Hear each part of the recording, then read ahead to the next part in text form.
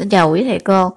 Hôm nay mình hướng dẫn cho quý thầy cô cách tạo một cái đề trắc nghiệm với chức năng là trộn câu và trộn cái đáp án trên Google Form, và thêm một chức năng đó là sẽ sử dụng một công cụ để thiết lập thời gian làm bài cho học sinh.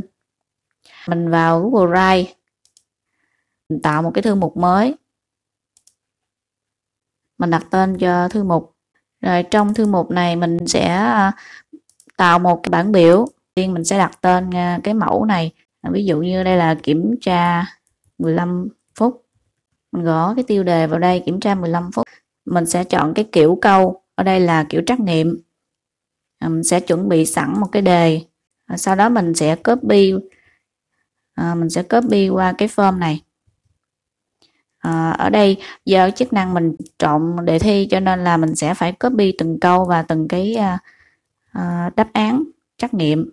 Rồi, đối với cái câu đáp án nào là đúng thì mình sẽ chọn theo cái option đó. Ví dụ như mình ở đây mình có được một câu, thì đối với cái option thứ hai này chính là cái câu đáp án. Nhưng mà cái thuộc tính đáp án này chỉ xuất hiện khi mình sẽ chọn vào cái cài đặt. Mình sẽ bật những cái tính năng này lên. Thứ nhất là thu thập cái địa chỉ email, cho xáo trộn các cái câu hỏi, cho hiển thị cái thanh tiến độ, đặt làm bài kiểm tra, mình mới có được cái chỗ đáp án, và mình sẽ điền cái đáp án của câu hỏi, thì mình sẽ có được cái nút đáp án ở đây. Mình chọn cái nút đáp án và mình sẽ điền vào đây. Thứ nhất là mình điền vào điểm, mình cho mỗi câu là 2 điểm. Cái tùy chọn thứ hai này là cái đáp án đúng. Sau đó mình click vào thuộc tính là bắt buộc. Nếu mà mình muốn trộn cái đáp án thì mình sẽ chọn vào trong cái 3 chấm. Mình sẽ chọn vào cái trộn thứ tự tùy chọn. Tạo cái đề xong mình sẽ vào trong cái nút gửi để mình lấy link, rút gọn link nè, mình sao chép, mình sẽ mở thử ha. Đề của mình nó đã được trộn cái đáp án. Khi mình fresh lại, đáp án của mình nó đã bị trộn. Hoặc là khi mình mở một cái tab mới, mình sẽ thấy những cái câu này nó sẽ đã bị trộn những cái câu này lại với nhau, nó trộn lại. Rồi, như vậy là cái đề mình đã tạo được cái đề với chức năng là trộn câu và trộn cái đáp án. Thì cái chức năng tiếp theo đó là mình sẽ đặt cái thời gian làm bài cho học sinh. Mình sẽ vào cái 3 chấm, vào nút 3 chấm, rồi mình sẽ chọn vào tiện ích bổ sung. Sau đó mình sẽ tìm Timmy nè, mình sẽ chọn cái app này, là mình sẽ cài đặt cái app này. Mình chọn vào tiếp tục. Mình sẽ đăng ký cái tài khoản, đăng nhập cái tài khoản email, rồi mình sẽ chọn nút cho phép, rồi mình sẽ đóng cái cửa sổ này xuống. Sau đó mình vào cái chỗ là tiện ích bổ sung, mình chọn cái timify.me, rồi mình sẽ chọn vào nút cấu hình. Trong đây mình sẽ chọn vào cái dòng chữ màu xanh là timify.me, mình click vào đây để nó mở một cái cửa sổ, một cái tab cho mình. Trong cái tab này mình sẽ nhập cái email của mình, là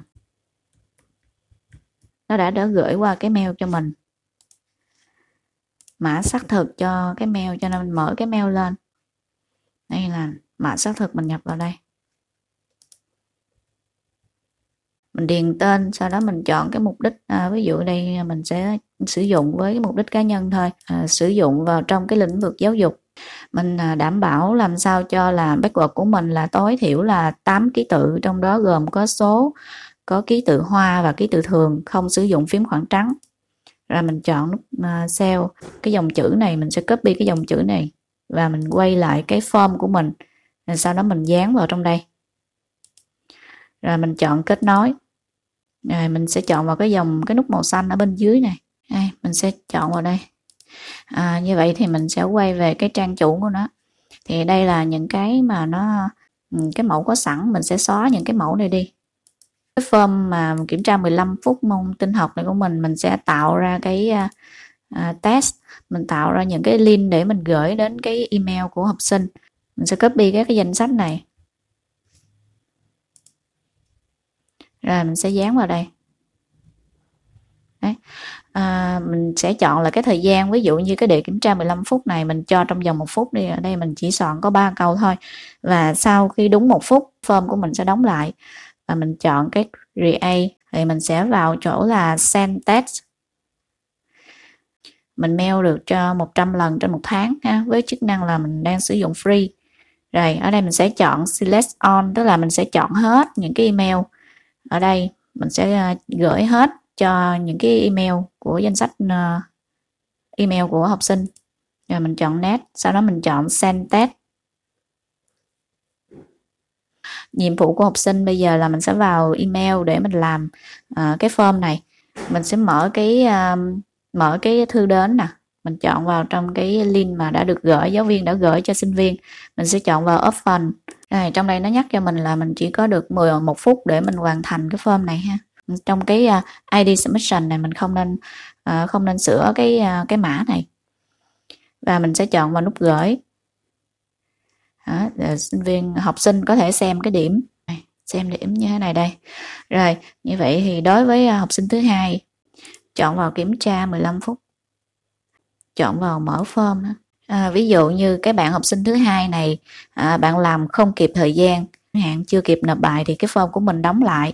Thì bây giờ nhiệm vụ của giáo viên là có thể xem xét lại cho học sinh làm lại bằng cách là vào cái Teamify, nhấn fresh lại. Mình chọn vào nút create test, gửi lại cho bạn này làm lại. Cũng trong vòng 1 phút. Còn nếu như mà cái thuộc tính mà mình không cho đóng form lại khi mà nó hết thời gian, có nghĩa là mình sẽ cho phép là hết thời gian thì trong cái form nó sẽ ghi nhận lại là bạn đã làm quá thời gian bao nhiêu, thì mình sẽ bỏ cái này đi. Mình bỏ cái này mình create lại. Sau khi create thì mình vẫn phải send test một lần nữa cho bạn này. Bạn này sẽ vào cái mail và nhận lại một cái đường link mới. Ví dụ như đây là đường link mới đây. Ví dụ như thời gian của mình đã hết thì nó sẽ ghi nhận lại là mình sẽ vượt quá thời gian bao nhiêu giây, nó sẽ ghi lại hết. Đây, thời gian đây là khoảng thời gian nó vượt quá cái thời gian quy định. Giáo viên mở lại cái trang quản lý của Teamify giáo viên nhấn nút fresh, xem vào trong đây. Như bạn đây là ghi được 4 điểm nè. Đối với cái bạn thứ ba này, rồi mình nhấn nút gửi ha. Như vậy thì giáo viên sẽ quản lý trong cái trang này mà giáo viên sẽ nhấn nút fresh hoặc là nhấn phím F5. Mình xem kết quả nè. Bạn 61 này bạn đã hoàn thành. Bạn hoàn thành và bạn ghi được 6 điểm. Như vậy bạn 79 này không có điểm, có nghĩa là cái score ở đây là điểm là không có luôn. Khi mà các bạn học sinh đã hoàn tất cái bài làm của mình rồi thì giáo viên sẽ quản lý vào trong cái chỗ CSV để chọn vào cái nút lệnh thứ hai, mình tải cái kết quả của học sinh làm. Còn đối với kết quả trên mình quản lý trên form thì mình nên sau khi mà học sinh làm, mình mở form và mình chọn cái chỗ câu trả lời. Mình sẽ tắt cái chức năng chấp nhận phản hồi đi. Rồi cái thứ hai nữa là mình tạo cái bảng tính.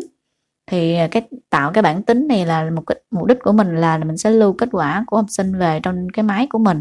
Mình chọn nút tạo ha. Mình nên xuất cái file kết quả của học sinh về trên máy của mình ngay. Ví dụ ở đây là mình tải xuống. Tải cái file Excel này về trên cái máy của mình. Rồi mình quay lại form của mình chọn vào cái chỗ cá nhân nè. Rồi mình sẽ xóa. Mình sẽ xóa hết các cái đáp án của học sinh này. Mình sẽ có 2 cái file ha. Một cái file của Teamify phân tích kết quả và một cái file của Google Form.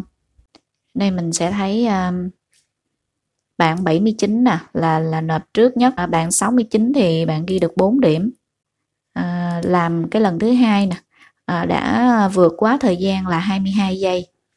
Rồi tiếp theo bạn 61.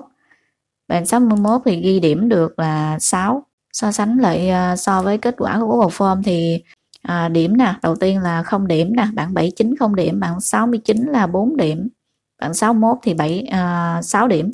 Xin cảm ơn quý thầy cô đã theo dõi. Nếu như quý thầy cô thấy video hay thì quý thầy cô vui lòng hãy share, like và nhấn nút đăng ký. Rồi, xin cảm ơn.